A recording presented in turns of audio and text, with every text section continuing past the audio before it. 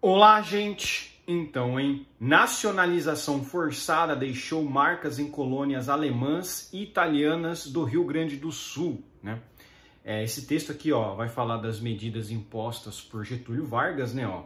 Medidas impostas por Getúlio Vargas no Estado Novo geraram transformações políticas, sociais e culturais profundas em uma região aqui do Rio Grande do Sul, né? Mas esse texto ele está só falando em uma parte só do Brasil. Isso não quer dizer que seja só nisso, só nessas partes, né? Só nessas áreas, né? Eu vou falar também um pouco da hipocrisia, né, dessas leis, né, brasileiras que falam de proibir discurso de ódio, mas quando se olha para o nosso próprio umbigo, não tem uma discussão a respeito do que foi o período do Getúlio Vargas, né? Do que foi a desgraça desse período tão ruim, né, que prejudicou diversas pessoas que estavam morando no Brasil na época, né? Como isso deixou um genocídio cultural realmente no país, né? Muito irônico isso, né? Como esse período ele é esquecido por todos que falam que discurso de ódio é algo ruim, né? Que querem proibir discussão política de alguma coisa, que não sei o que não pode ter discussão política disso e aquilo, mas ao mesmo tempo esquece a gravidade, o quão grave foi o período do Vargas, né?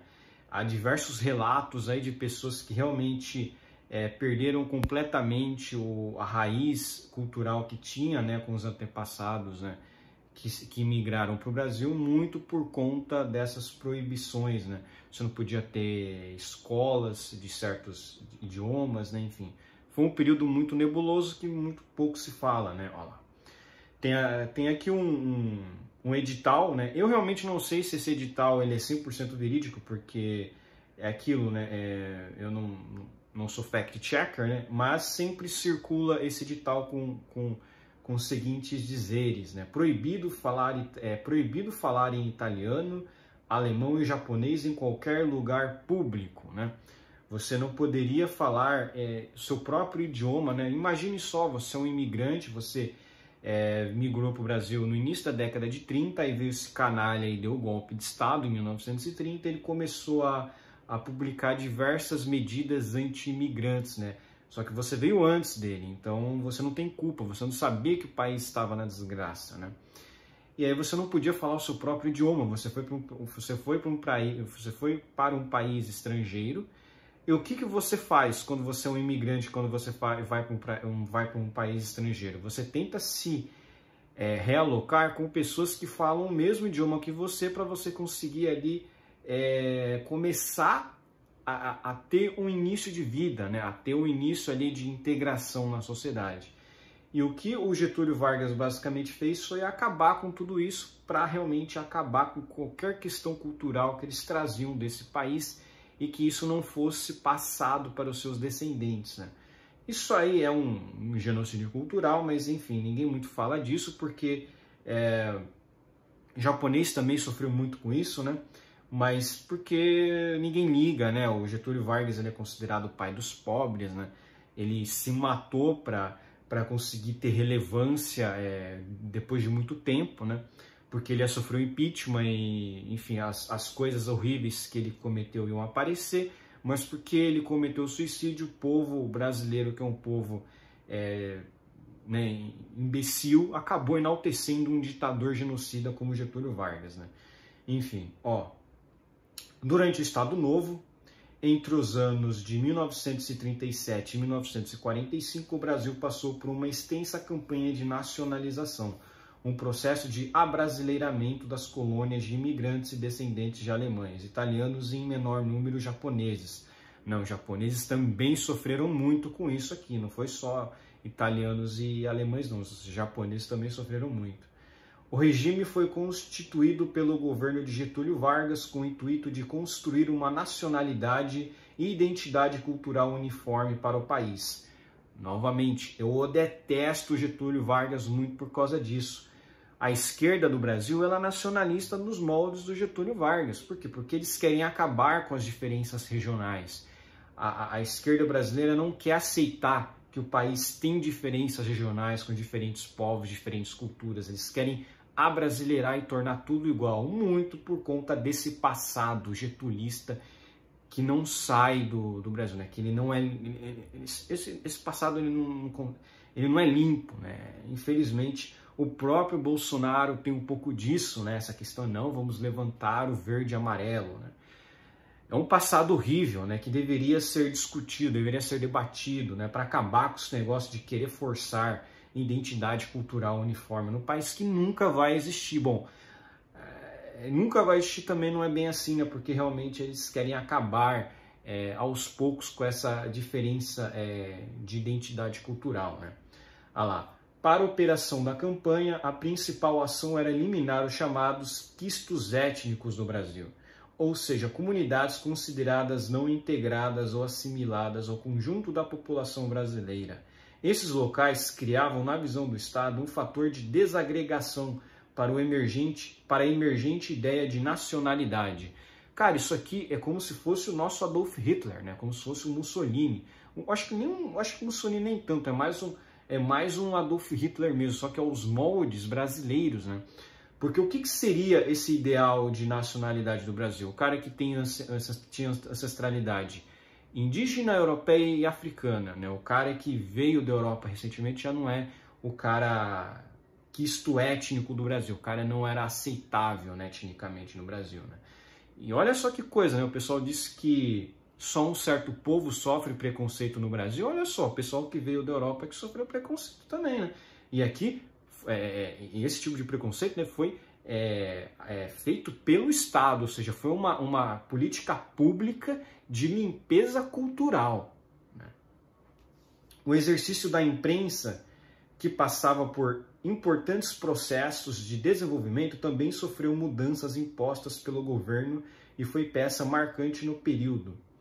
A beta-redação conversou com especialistas sobre o assunto para relembrar as causas e consequências dessas medidas no Rio Grande do Sul, assim como a relação que a imprensa gaúcha mantinha com o governo ditatorial estado-novista.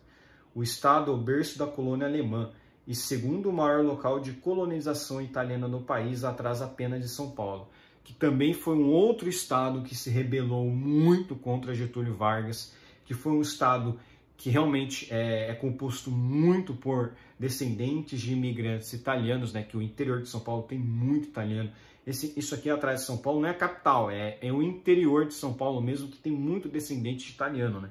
Muita gente que vive no interior de São Paulo tem ali alguma coisa italiana mesmo na família. Nem todos, né? Mas a grande maioria tem, né? Muito por conta dessa colonização. E essas colonizações que aconteceram no Brasil, colonização alemã, italiana, japonesa, elas foram colonizações de verdade, não foram igual as colonizações portuguesas, né? Que vinham aqui, tiravam tudo, mandavam para Portugal e depois que se dane quem ficava por aqui, né? Essas colonizações, elas chegavam no país, elas traziam todas as suas famílias, não vinham só com uma ou outra pessoa, era só com as famílias, e passavam todas as suas tradições e culturas adiante. A colonização portuguesa que teve no Brasil não teve isso, né? Não teve isso, né? A colonização portuguesa não trouxe essa herança toda cultural portuguesa, não. Isso é muito depois que foi adquirido por outras questões. Mas é por isso também que a cultura brasileira é muito fraca, porque não tem cultura, né? O que poderia trazer de cultura num país que teoricamente é multicultural, né? Deveria ser multicultural, ele foi eliminado. Ou seja, eles queriam aqui só uma cultura, né? Não queriam multiculturalismo, né? E esse é um dos grandes problemas, né? Porque até hoje tem essa visão. O pessoal fala tanto de preservar lá a cultura de não sei onde, de não sei o quê, mas quando é para preservar outra cultura de outra região, aí não pode. Aí é ruim, né? Então até hoje você tem essa questão, né? E aquilo, né? Olha lá, a Era Vargas... Na Era Vargas, a Era Vargas é objeto de extenso estudo entre pesquisadores e historiadores e desperta curiosidade até hoje, tanto pelas intensas mudanças ocorridas no Brasil, quanto pela figura enigmática de Getúlio Vargas. O jornalista e professor Nicão Duarte faz uma análise sucinta sobre o ex-presidente. A mesma figura é um revolucionário de 1930, emprega avanços democráticos em 1934 e se torna um ditador em 1937. Mentira, ele já foi um ditador em 1930, porque ele perdeu as eleições. Ele perdeu as eleições de 1930, ele foi derrotado, ele deu um golpe de Estado. Para você ver que até nesse texto aqui, eles tentam passar um paninho, falar só em 1937 que ele se torna um ditador. Não, desde 1930 ele se torna um ditador. Não tem nada de avanço democrático, sendo que ele perdeu as eleições lá atrás, ele usou o exército para dar um golpe de Estado e matou milhões de pessoas, milhares de pessoas, né? Olha lá, o professor afirma que o governo Vargas é uma esfinge ainda a ser decodificado na política brasileira. Não, não é, não tem que ser decodificado. O cara tem que ser proibido, tem que ser banido, né? Não de ser estudado, mas de ser enaltecido. Se o Brasil quer proibir certos discursos, por que mantém vivo o getulismo como uma política aceitável a ser vangloriada? Porque o getulismo também praticou genocídio, também praticou limpeza étnica. É que não foi uma limpeza étnica que eles consideram uma limpeza étnica ruim, né? Porque, enfim, ele implementou também diversas reformas trabalhistas, copiando, inclusive, a Carta do Livorno, né, do Benito Mussolini, né? Que, enfim, a esquerda também diz odiar tanto, mas adora o Getúlio Vargas no Brasil, né? Pra vocês verem como que é irônico essa situação, né? De novo, eu não vou ler trechos que falam de 1930 como uma revolução, eu não vou comentar sobre isso porque é um absurdo, não tem. 1930 foi um golpe de Estado, 1930 não foi uma revolução, isso é falso. Isso é uma mentira. Seria a mesma coisa que falar lá que 1964 é uma revolução, mas a esquerda não fala isso, né? Olha só, ainda falam, olha só. Os imigrantes italianos e alemães do Estado não sofreram uma nacionalização imediata, como foi o caso de Santa Catarina. O governo gaúcho foi entregue a José Antônio Flores da Cunha, que era considerado amigo da colônia, tanto alemã quanto italiana. Foi ele quem transformou o dia 25 de julho em feriado estadual, o dia do colono, explica. Porém, com a fuga de Flores da Cunha e a instituição do Estado Novo, em 1937, o processo de nacionalização começou a se tornar institucionalizado. O novo interventor, Oswaldo de Cordeiro Farias, tornaria prioridade a erradicação e nacionalização dos quistos étnicos nas colônias. Essa guerra contra os colonos apresenta duas fases, uma no campo educacional e outra no campo policial. Inicialmente ocorreu o fechamento das escolas privadas de língua não brasileira no início do ano letivo de 1938, porém é a partir do início da Segunda Guerra Mundial e com a entrada efetiva do Brasil no conflito, em 1942, que se iniciam medidas mais severas contra as colônias, principalmente as de origem alemã. Duarte conta que o mundo estava dividido entre aliados e eixo no contexto da Segunda Guerra Mundial. Vargas foi sinuoso em suas escolhas, aquele mesmo Getúlio que havia tido um flerte com a Alemanha de Hitler e a Itália de Mussolini, ao aderir aos aliados, passou a ver nos colonos e descendentes alemães e italianos que haviam se instalado no Brasil desde o século XIX alguns espaços de ameaça política e institucional. Quer dizer, os caras estão aqui desde o século XIX, né, né, muito antes de até esses dois ditadores terem nascido, e ele fica preocupado com essas pessoas, né? Por quê? Porque elas passavam para frente toda a sua bagagem cultural, toda a sua bagagem étnico-cultural adiante. De novo, isso aqui é um genocídio cultural. Isso aqui, o que aconteceu no Brasil, foi um genocídio cultural que ninguém fala sobre isso, né? O pessoal fala tanto dos outros países, não, que foi absurdo. O pessoal aqui no Brasil fala, né, que os japoneses, eles ficam admirando símbolos lá da época da Segunda Guerra Mundial, mas o Brasil tem uma fundação chamada Fundação Getúlio Vargas. O que o brasileiro tem de moral para falar de outro país, né? Fundação Getúlio Vargas. Imagina se na Alemanha tivesse um órgão chamado Instituição Adolf Hitler, né? Seria totalmente rechaçado por todo mundo, né? Mas no Brasil tem uma instituição chamada Fundação Getúlio Vargas, o que para mim é extremamente ofensivo. Mas aquilo que é ofensivo para mim não é ofensivo para outras pessoas, né? É irônico isso, né? Para vocês verem como a questão de discurso de ódio é muito relativo. Para uns, o que é discurso de ódio pode ser discurso de ódio, para outros não, né? Nas palavras do professor, isso originou um grande preconceito da sociedade brasileira em relação às colônias. O cidadão era italiano e de repente achavam que tinha que ser fascista. Se fosse alemão, achavam que era nazista.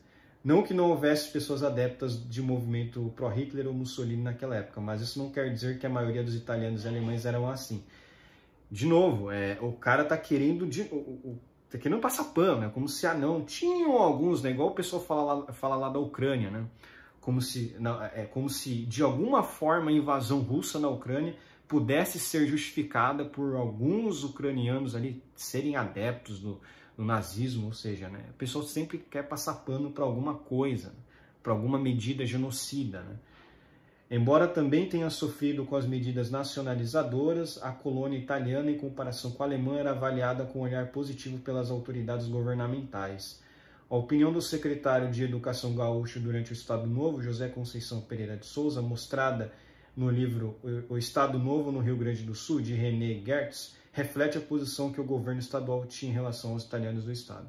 Na colônia italiana, constituída de algumas dezenas de milhares de pessoas, o problema da nacionalização em rigor não existe. Eles solicitam insistentemente novas escolas ao governo. E a instalação dos nossos estabelecimentos de ensino é ali recebida com festejos populares. Ou seja, é a vangloriação, tinha que vangloriar o Estado, né? Você não poderia querer ser independente, né? Não tinha isso, né? Por outro lado, a desconfiança dos brasileiros em relação às colônias alemãs vinha desde a chegada dos primeiros imigrantes teutônicos em 1824. De acordo com René Gertz, com a criação do Império Alemão em 1871, o temor do perigo alemão se acentuou. Esse novo império chegava tarde ao mercado de colônias fora da Europa e muitos tinham receio de que a Alemanha utilizasse os imigrantes que residiam no Brasil para conseguir controle sobre partes do território brasileiro, principalmente na região sul. Pena que não conseguiu, né? De fato, né? Pena que não conseguiu, né?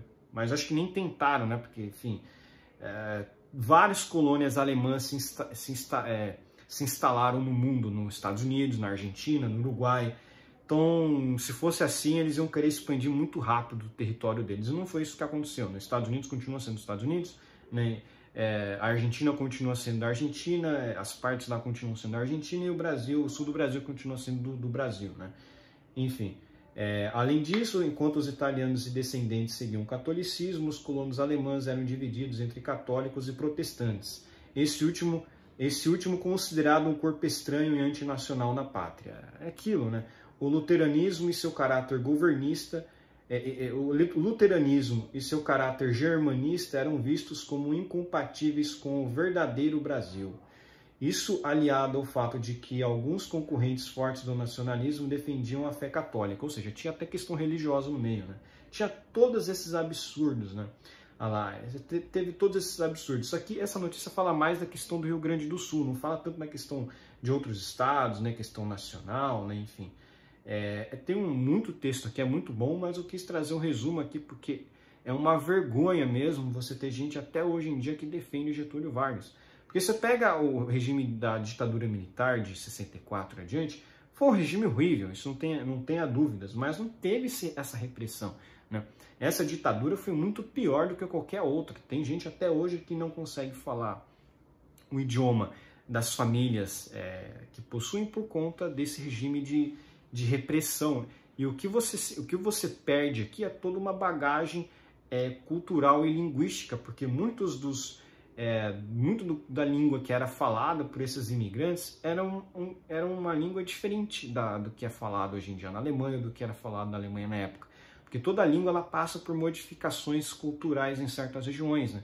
Você acaba desenvolvendo sotaques diferentes.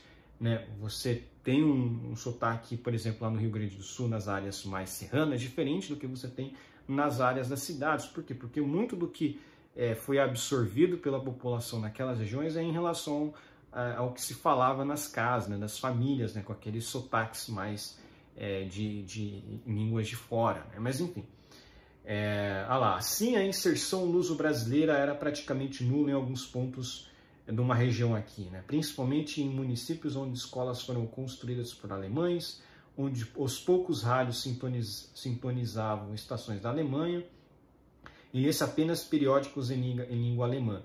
Mas por quê? Porque na época, você imagina, era tudo muito difícil de obter. Não é hoje que você tem internet, você consegue estudar muito mais facilmente à distância. Não, aquilo era tudo fechado, não tinha realmente uma... E assim, você pensa hoje em dia, né, que que hoje tem muita conectividade. Naquela época você não tinha essa conectividade, né? Era tudo muito difícil, assim, de você você se comunicar com uma região com outra. Era tudo mais afastado, né? E aquilo, né? É complicado mesmo, né? Autor de livros sobre a história hamburguense e imigração, né? O Brown aqui, ele afirma que os teuto-gaúchos aprenderam desde cedo a se virar sozinhos. O Império foi ineficiente na marcação das terras e ineficaz em prover aos imigrantes algum sistema digno de educação. Por esse motivo, aulas eram ministradas às próprias casas dos colonos e, por vezes, com apenas um pouco mais de instrução do que os demais. Isso aqui é homeschooling, né? Basicamente é o homeschooling. Eu acho isso aqui bom até, não acho isso aqui ruim não. Que você se livra da doutrinação no sistema educacional estatal. Mas, de qualquer forma, você vê que essas pessoas não eram favorecidas com o apoio estatal. Isso também é uma coisa ruim, porque essas pessoas não iam vangloriar o Estado depois, né? Eles tinham que vangloriar o Estado novo, enfim, né? Como eu disse, essa notícia ela fala mais da região local, daquela região ali do Rio Grande do Sul. Mas quem é o brasileiro para falar mal de outro país, sendo que até hoje nada é dito sobre criminalizar o pensamento getulista, né? Falam muito da questão de discurso de ódio, né? Você tem que proibir isso, proibir aquilo, né? O Brasil teve o seu grande problema, que foi o Getúlio Vargas, o getulismo, né? Que foi um golpista, deu golpe de Estado, praticou um golpe de Estado e depois, efetivamente, ele se tornou um ditador até para todos, né? Todos que realmente estudam a história. Para mim, desde 1930, ele já era um ditador porque ele não foi eleito. Ele não foi eleito democraticamente, ele acabou com as eleições. Ele virou o ditador ali de facto, né? Ele virou o ditador de facto, porque ele não tinha eleições, ele sentou no trono dele e começou a governar como ele queria, né? Irônico, porque o pessoal lá atrás acabou com a monarquia com essa ideia, né, de acabar com alguém que senta no trono. E olha só, de novo os militares foram lá e deram um golpe de Estado, né? Por isso que eu digo, cara, não tem como defender os militares no Brasil. Os militares no Brasil só fizeram cagada, né? O peronismo na Argentina também, o Perón era um militar, né? Ele implementou um regime totalmente ditatorial e até hoje o cara é enaltecido na Argentina, né? Vai entender, né? Mas pelo menos na Argentina a discussão lá é mais democrática, né? Na Argentina você tem essa questão mais democrática que é aceita, né? Mas aqui no Brasil não. No Brasil realmente você não tem uma democracia, você não permite se discutir certos aspectos, mas falar bem do Getúlio Vargas está podendo, enfim. Por hoje é só, gente. Espero que gostem do meu vídeo, inscrevam-se no meu canal, deixem um like aqui no meu vídeo e compartilhem o meu vídeo aí nas suas redes sociais.